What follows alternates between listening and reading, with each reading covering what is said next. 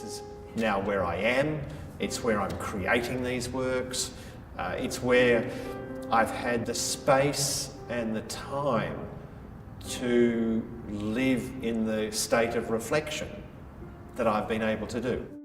With this group of works, it occurred to me after a friend suggested it that I could actually exhibit in Enniskillen in Ireland, where my father's family comes from, and I still have relatives there. What I've done is I've actually organised an exhibition in Enniskillen in the Bill Clinton Centre for Peace, which is a building that was built on the site of a major bombing that happened in the Troubles in 1987.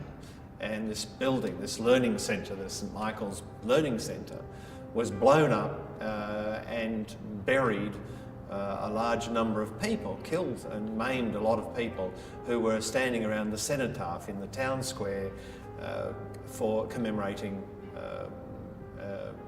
Remembrance Day. So I had family who were killed in that, by marriage, who were killed in that bombing.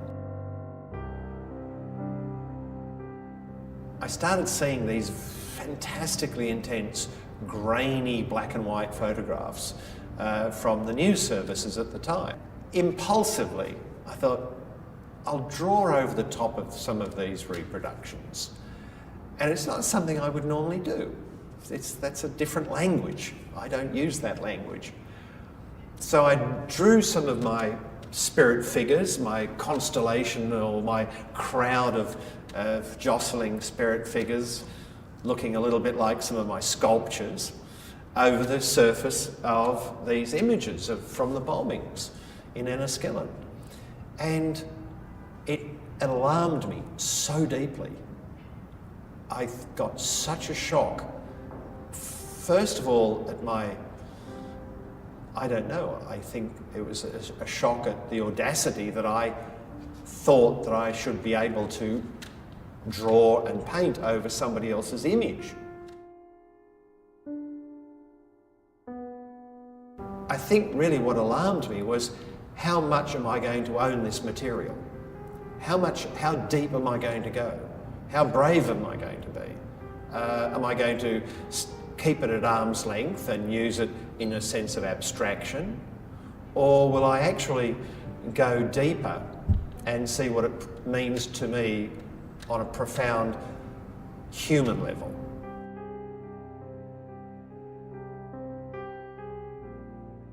Somebody's got to be the storyteller. Somebody's got to be able to deal with these things in a way that we as a society can absorb them, recycle them, use them and grow.